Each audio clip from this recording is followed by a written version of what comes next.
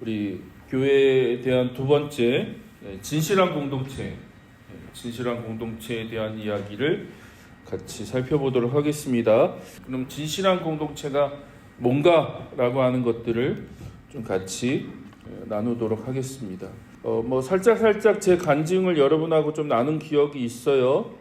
약수동 교회라고 하는 전통적인 교회에서 신앙생활을 쭉 했고, 어떻게 보면 저희 집안에서는 기독교 집안이 아닙니다. 저 어릴 때는 이제 동네에서 놀다가 어떤 동네 누나가 교회 가자 그래서 따라간 게 사실 이제 재건 동산교회라고 하는 재건교회 갔다가 이제 그다음 약수동 교회로 이제 옮기게 됐는데, 저희가 기독교 배경을 전혀 갖고 있는 것도 아니고 그런 상황에 놓이지도 않았고, 나중에 이제 부모님들이 신앙생활을 이제 그 이후에 하시게 된 거고, 저희 집안을 아무리 이제 살펴봐도 장로님 한 분 계시고 저희 둘째 고모부님이 이제 장로님이시고, 나머지는 이제 고모님들이 권사님이시고, 그거 외에는 없는 것 같아요.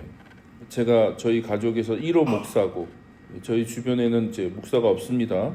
사실 목사가 된 것도 저는 목사가 되고 싶은 마음이 없었습니다.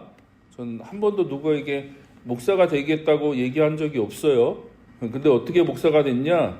그냥 고등학교 때 어떤 가치 있는 삶, 의미 있는 삶에 대한 고민을 하다가 하나님을 만났고, 하나님을 위해 살고 싶어서 사람들한테 물어봤죠. 하나님을 위해서 살려면 어떻게 됩니까? 그랬더니 목사가 돼야 된다고 그러면 신학교 가라고. 그래서 이제 신학교를 가고 이제 이렇게 목사가 된 거지, 제가 나는 목사가 돼야 되겠다라고 생각해 본 적은 많이 없는 것 같아요.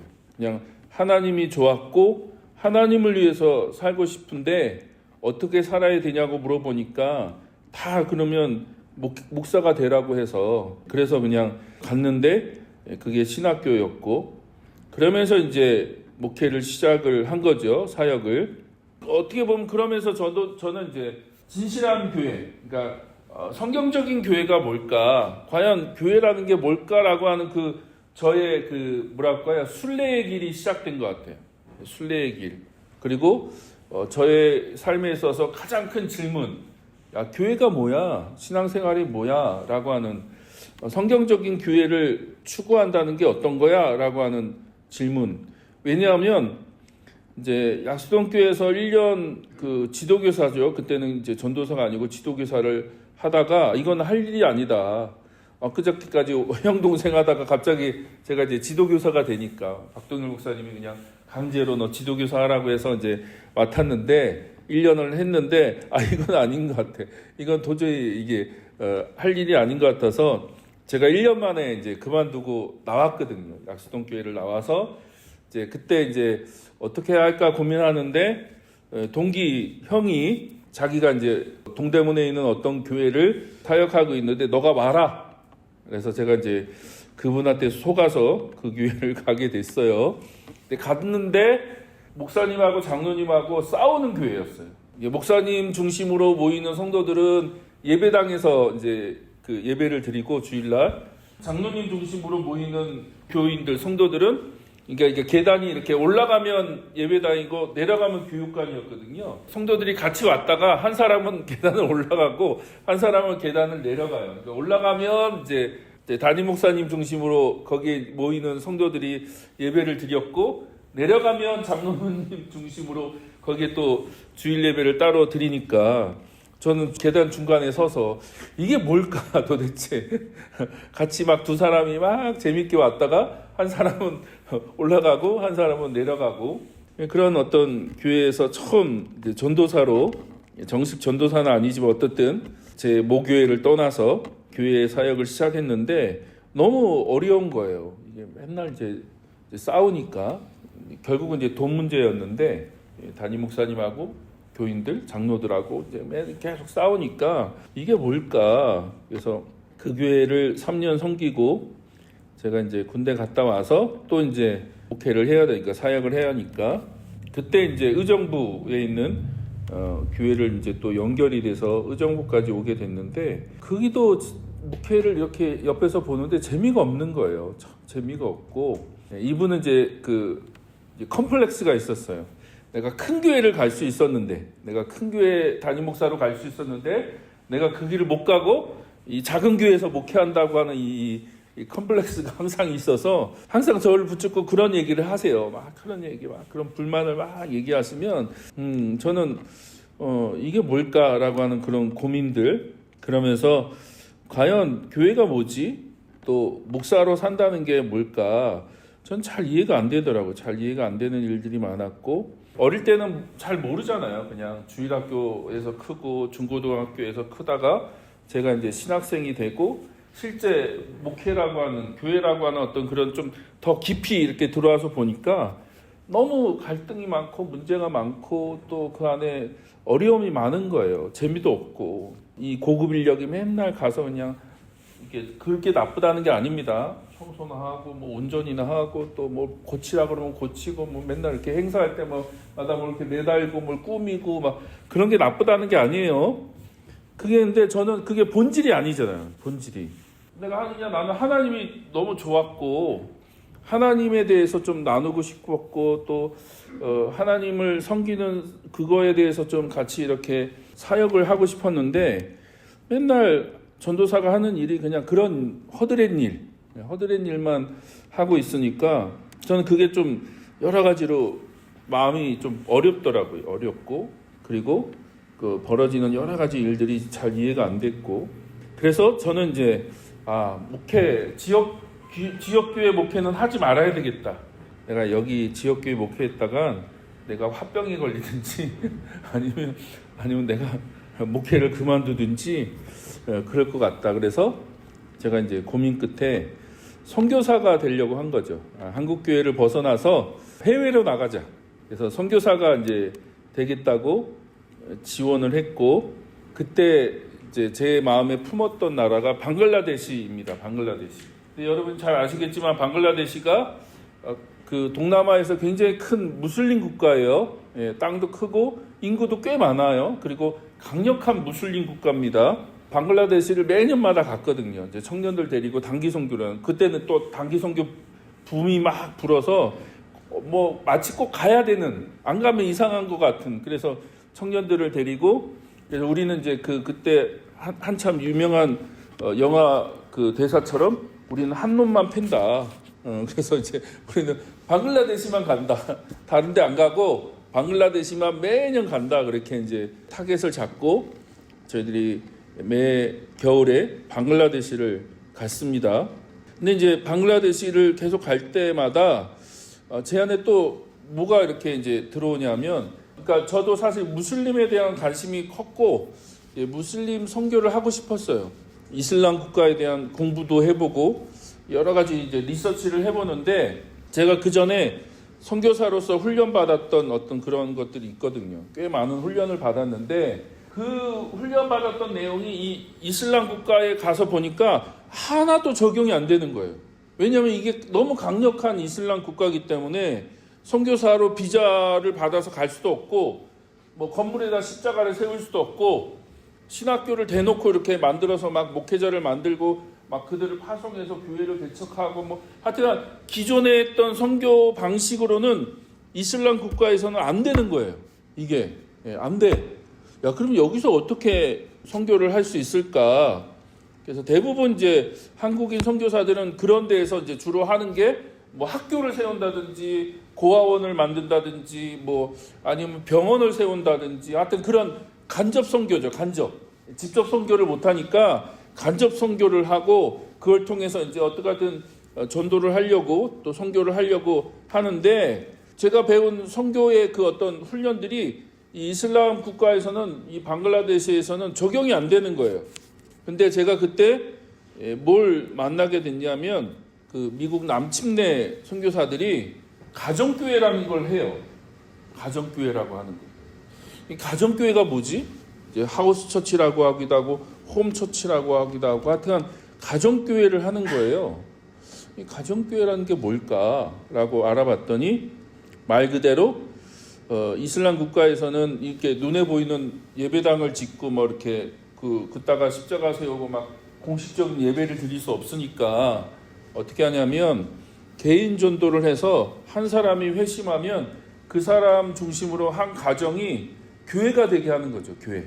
그래서 가정이 먼저 모여서 예배드리고 또 그 안에서 제자 훈련 양육하고 또 훈련하고 그리고 그 사람이 또 하나의 어떤 관계가 있을 거예요. 사회적인 관계 어떤 관계가 있을 거 아니에요. 자기 네트워크.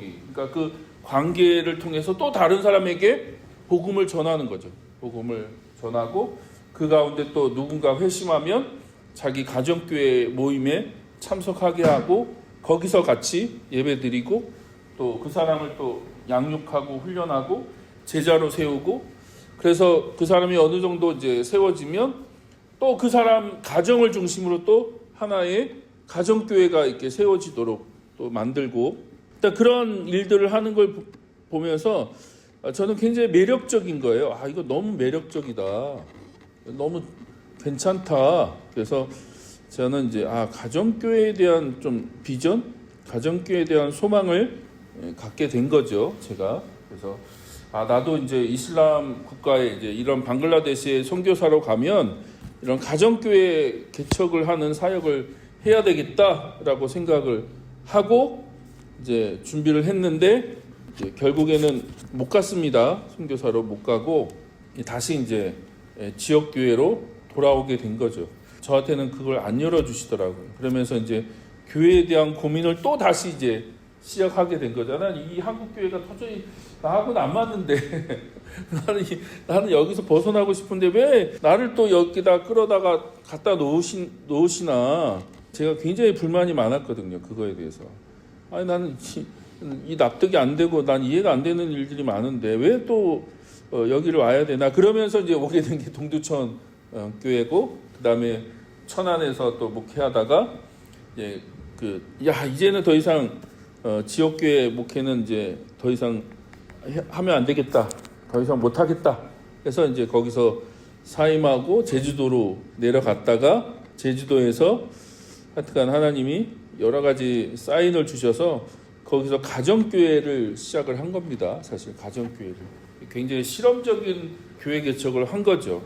저는 이제 한국 교회를 이렇게 생각해요. 하나는 건물 중심의 교회, 또 하나는 목회자 중심의 교회, 또 하나는 주일 성수 중심의 교회. 한국 교회는 세 가지 기둥이 있는데 하나는 건물을 교회라고 부르니까 너무 철저하게 건물 중심이죠. 그렇죠? 그걸 성전이라고 부르고 자꾸 교회라고 부르고 눈에 보이는 그 건물을 세우는 게 교회를 세우는 거고 또 어떻게 하든 큰 예배당을 세우면 그게 목회에 성공하는 거고 그래서 그 안에다가 많은 인원을 그냥 모이게 해갖고 인원이 많이 모이는 교회가 큰 교회고 또 그런 목회가 성공한 목회고 그리고 어떤 소수의 목회자 중심의 교회죠. 그렇죠? 다수 거의 대부분 99%의 성도는 그냥 수동적인 신앙생활을 하고 거의 소수의 목회자 혹은 재직이라고 하는 당회라고 하는 장로라고 하는 몇 명, 소수의 몇 명이 그 모든 것들을 이제 그 결정하고 움직이는 특히 어떤 목회자 중심의 교회고 또 주일 성수를 너무 이게 틀렸다는 얘기가 아니라 너무 강조하다 보니까 이제 월요일부터 토요일까지의 그 일상은 중요하지 않은 거죠. 일상은 여러분 직장에서 어떻게 사느냐는 별로 중요하지 않고 가정에서 어떻게 사느냐는 그렇게 중요한 문제가 아니고 예배당에 와서 주일날 와서 얼마나 봉사를 많이 하고 헌신을 많이 하고 헌금을 많이 하고 또 그런 프로그램에 참여해서 얼마나 열심히 활동하느냐. 주일 중심에 너무 주일 성수라고 하는 그거에 너무 그쪽으로 함몰되어 있는 거죠. 근데 저는 그런 거에서 좀 벗어나서 건물 중심이 아니라 사람 중심. 사람이 교회잖아요. 건물이 교회가 아니라 여러분 한 사람 한 사람이 교회인 거잖아요. 공동체. 이 공동체를 얘기할 때는 건물을 얘기하는 게 아니라 진짜 공동체를 얘기하는 거죠. 공동체. 그리고 목회자 중심이 아니라 성도 한 사람 한 사람 성도 중심의 교회. 그러니까 수직적인 교회가 아니라 사실 수평적인 교회고 피라미드 구조로 되어 있는 교회가 아니라 역 피라미드. 그러니까 거꾸로 뒤집은 피라미드 구조를 뒤집어서 진짜 교회의 그 핵심 멤버들이 다수의 성도들을 섬기는 거죠. 그리고 그들이 가정에서 일터에서 또 맡겨진 사역의 현장에서 주님의 제자로 살아갈 수 있도록. 근데 오늘날 한국교회는 대다수의 성도들은 그냥 구경꾼이잖아요. 구경꾼. 어떤 생산자가 아니라 소비자의 역할을 하고 그냥 주일날 이렇게 와서 소수의 사람들이 하는, 죄송합니다 이런 표현을 해서, 마치 쇼를 구경하는 것처럼, 쇼를 구경하고 그냥 그걸 즐기고 그냥 거기서 잘 참여하고 아우 너무 좋았어 그러고 그냥 헌금 내주고 그러면 사실 끝나는 거죠. 그게 아니라 그렇게 다수의 교인들이 오히려 적극적으로 하나님의 나라의 그 사역에 동참하는 그런 사람들로 만들어야 되는 거죠. 그래서 우리는 너무 많은 사람들이 수동적인 신앙생활을 한다. 적극적인 신앙생활, 능동적인 신앙생활을 하는 게 아니라 하나님과의 그 개인적인 관계 안에서 그 삶을 좀 적극적으로, 능동적으로 하나님께 헌신해서 살아가는 게 아니라 그냥 딱 정해진 그 틀 안에서 그냥 그것만 잘 수행하고 참여하면 좋은 교인이 되는 거죠. 그래서 그런 어떤 역피라미드 구조의 그런 교회, 그리고 주일 성수 중심이 아니라 평일, 일상이 중요한 거죠. 일상, 여러분에게 주어진 일상, 월요일부터 토요일까지 대다수의 삶을 보내는 여러분의 일터와 가정과 여러분의 삶 속에서 그리스도의 제자로 살아가는 것, 그런 교회를 꿈꾸면서 그걸 위해서 저는 그런 것을 할 수 있는 교회가 가정교회라는 거죠. 진짜 뭐 가정에서 모여야지 가정교회라는 게 아니에요. 우리가 자꾸 용어에 그런 혼란이 있는데 하우스처치, 홈처치라고 하니까 그럼 꼭 집에서 모여야 되느냐라고 하는 오해를 갖는데, 그런 얘기를 하는 게 아니라 그냥 어떤 큰 교회의 건물이나 프로그램이나 제도나 그런 거에 얽매여서 그거 중심으로 교회가 세워지는 게 아니라 정말 작은 공동체들, 그 작은 공동체의 최소 단위가 뭐예요? 그게 가정인 거죠. 가정. 그래서 사도행전에 여러분 잘 아시는 유명한 말씀, 주 예수를 믿으라 그러면 너와 내 집이 구원을 얻을 것이다 할 때 내 집이 오이코스거든요. 오이코스가 가정이에요. 가정. 최소 단위. 우리는 그걸 좀 잘못 오해하고 있는데, 아무튼 그런 진실한 공동체, 참된 공동체의 최소 단위가 뭐예요? 가정이에요. 가정. 그리고 그 가정은 확대된 가정을 얘기하는 거예요. 진짜 우리의 그 피가 섞여 있는 가족을 얘기할 수도 있지만, 또 하나는 확대된 가정, 확대된 가족인 거죠. 내 친구일 수도 있고, 내 이웃일 수도 있고, 직장 동료일 수도 있고, 아무튼 내가 갖고 있는 네트워크 안에서 정말 진실하게 우리가 모여서 함께 하나님을 예배하고 우리 주어진 삶 속에서 하나님 나라 백성으로서 하나님 나라를 살아가야 하는 삶을 함께 격려하고 지지하고 축복해주고 함께 그런 삶을 나누고, 그런 진실한 공동체, 그런 진실한 공동체의 최소 단위가 가정이다. 확대된 가정. 이해되시나요? 자, 그런 면에서 오늘 우리가 읽은 이 마태복음 13장 31절이죠. 31절부터 33절에 보니까 예수님이 두 가지 비유를 들죠. 그렇죠? 두 가지 비유. 하나는 뭐예요? 겨자씨의 비유죠. 또 하나는 누룩의 비유죠. 이제 오늘 읽었던 31절에 보니까 예수님이 또 비유를 들어서 하나님 나라는 겨자씨와 같다라고 하면서 그 앞에서는 사람의 포커스가 있었다면, 그렇죠? 씨를 뿌리는 사람이 하나님 나라죠. 근데 이제 31절에 보니까 뭐에 포커스가 있어요? 초점이 씨에 초점이 있는 거죠. 겨자씨와 같다. 제가 무슨 말하는지 이해되시죠? 그리고 33절에 보니까 예수께서 또 다른 비유를 그들에게 말씀하셨다. 하늘나라는 누룩과 같다라면서 누룩이 하나님 나라의 어떤 그런 특징을 보여준다는 거죠. 겨자씨가 하나님 나라의 특징을 보여주는 거고 누룩이 하나님 나라의 특징을 보여주는 건데, 자, 그 특징이 뭡니까? 공통된 분모가 있죠. 공통분모가 있죠. 그 두 비유가 하나로 묶일 수 있는 그런 공통분모를 가지고 있어요. 뭡니까? 32절. 겨자씨는 작다는 거예요. 작다. 그래서 하나님 나라는 어떻게 임한다? 작게 임한다는 거예요. 초라하게, 연약하게, 작게 임한다는 거예요. 하나님 나라는 크게 임하는 게 아니라 뭐 대단하게 임하고 엄청나게 임하지 않는다. 하나님 나라는 초라하고 작고 눈에 잘 안 보여. 얼마나 겨자씨가 작습니까? 그걸 뿌렸어. 눈을 씻어봐도 그냥 안 보이는 거예요. 이거 씨가 어디에 떨어졌지? 왜냐하면 하나님 나라는 어마어마하게 임하는 게 아니니까. 그런 면에서 오늘날 실수하는 게 뭐예요? 한국교회가 뭘 실수합니까? 자꾸 하나님 나라는 어마어마하게 임하는 거라고 착각해요. 힘을 갖고 능력을 갖고 무슨 돈을 갖고 그래서 이 땅에서 그냥 뭐 엄청난 것들을 막 하면서 사람들에게 그걸 통해서 이게 하나님 나라야 라고 하는 걸 보여주고 싶은 거죠. 어마어마한 예배당을 짓고 야 이게 하나님 나라야 라고 얘기하고 싶은 거죠. 선교지마다 어마어마한 돈을 막 쏟아 부으면서 그냥 돈으로 선교를 하면서 돈으로 그냥 어마어마한 선교센터를 지어주고 어떤 그런 프로젝트를 하면서 야 이게 하나님 나라야 라고 얘기를 하고 싶은 거죠. 근데 예수님 뭐라고 하세요? 하나님 나라는 초라하게 임해. 하나님 나라는 나약하게 임하고 하나님 나라는 잘 안 보여. 겨자씨 같아. 누룩도 마찬가지죠. 누룩 33절에 보니까 하늘나라는 누룩과 같다. 어떤 여자가 그것을 가져다가 가루 서말에 살짝 넣었다는 거예요. 표현이 재밌죠? 엄청난 누룩을 넣는 게 아니고 가루 서말에 누룩을 조금 넣었다는 거예요. 조금 살짝 넣는지 안 넣는지 모를 정도로 그냥 적은 누룩을 가루 서말에 넣었다는 거죠. 그래서 두 비유가 공통되게 얘기하는 게 뭡니까?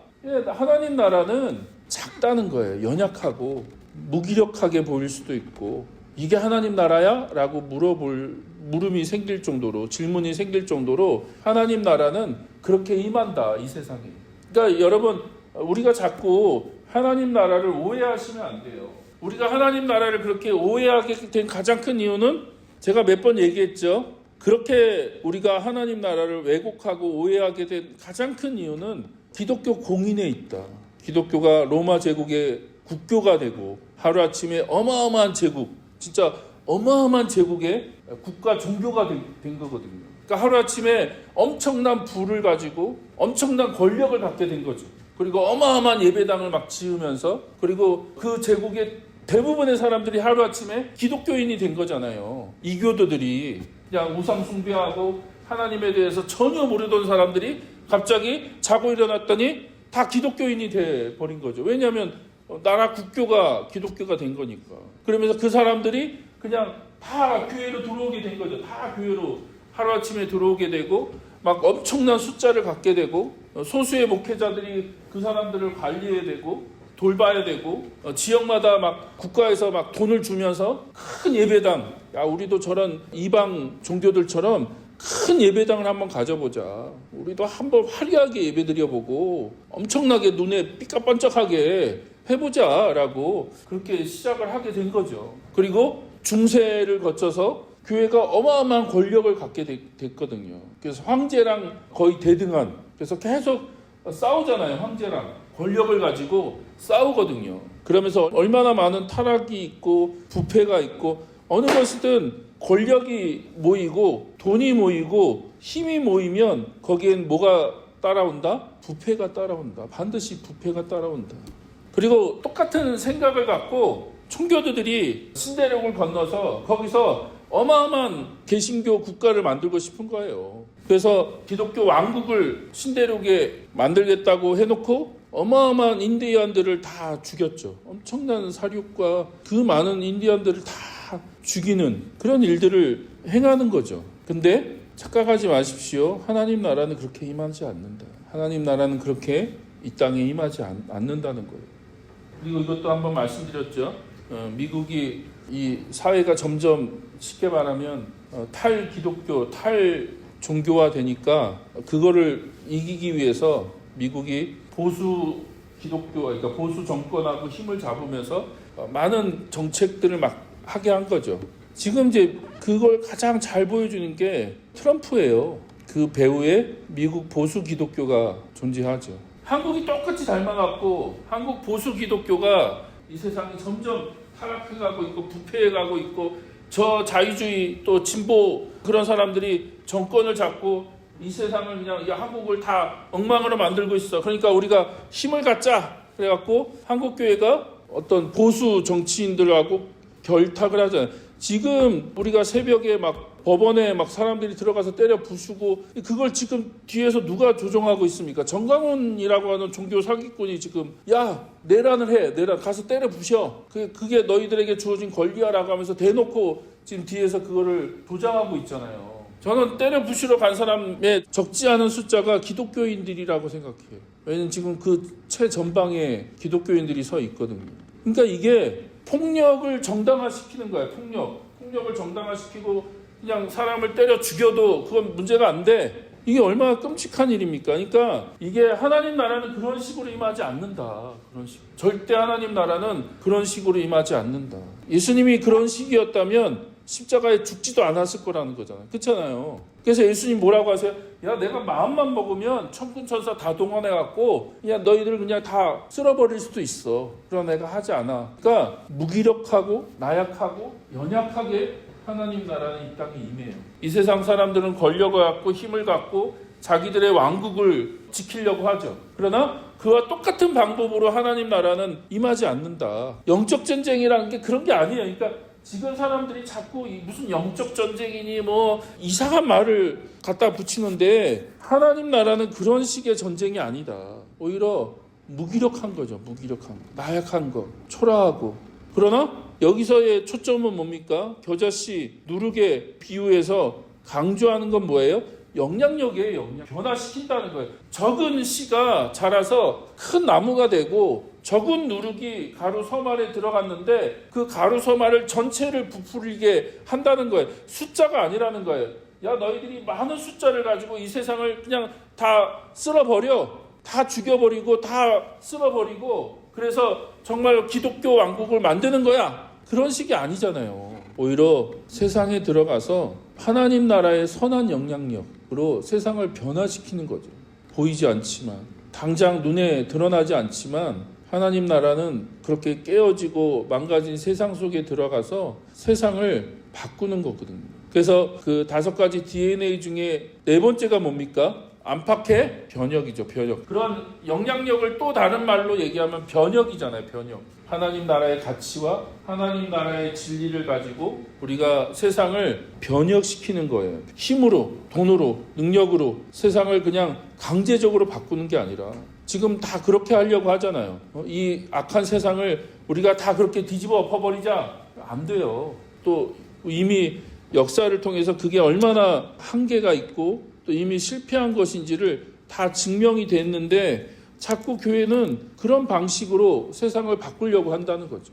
하나님 나라의 가치로 살아갈 수 있는 또 함께 격려하고 함께 그것들을 좀 지지하고 기도해주고 또 함께 그런 어려움과 또 하나님께서 하신 일들에 대해서 같이 나누고 그런 것들을 할 수 있는 가장 작은 공동체가 있어야 된다. 그게 뭐예요? 그게 가정교회다. 가정교회로 우리가 같이 모여서 함께 그런 것들을 시도하고 함께 그것들을 나누고 또 서로 축복하고 우리가 같이 하나님 나라의 비전을 가지고 있다면 그런 일들이 절대 쉽지가 않아요. 그렇죠? 절대 쉽지가 않습니다. 굉장히 많은 실패를 해야 돼요. 제가 종종 예화를 든 것처럼 영국에서 그 흑인 노예 해방, 흑인 노예 제도를 없애기 위해서 한 국회의원이 엄청나게 노력을 했죠. 근데 이 사람이 계속해서 멈추지 않고 끝까지 죽기 직전까지 그 일을 하다가 이제 그게 통과되고 이제 죽거든요. 근데 그거를 할 수 있었던 힘이 어디서 나왔을까요? 그 사람이 계속 법안을 만들면 또 폐기되고 또 법안을 만들면 폐기되고 그거를 지속적으로 할 수 있었던 이유는 그거를 격려하고 지지해주고 함께 그거를 위해서 싸워줄 수 있었던 작은 공동체가 있었다는 거예요. 국회에 가면 왕따를 당하고 저 미친놈 저거 또 와서 또 이상한 법을 또 제출한다고 다 막 무시하고 왕따 당하고 멸시하고 그게 얼마나 힘든 일인지 아십니까? 얼마나 고통스럽고 힘든 일인지. 그럼에도 불구하고 그가 그 일을 할 수 있었던 건 진짜 공동체가 있었다는 거예요. 진정한 공동체. 그래서 우리 안에 그런 하나님 나라 가치를 가지고 살아갈 수 있도록 함께 씨름할 수 있는 공동체가 필요하다는 거예요. 그걸 가정교회, 작은 공동체라고 얘기합니다. 그리고 저는 그런 공동체를 우리가 세워가는 거, 그게 행복한 교회가 추구하는 목표고 방향이다. 진짜 진실한 공동체를 세워가는 것, 그것이 우리의 삶의 교회의 목표라고 하는 것을 우리가 다시 한번 확인하고 나누고 싶습니다.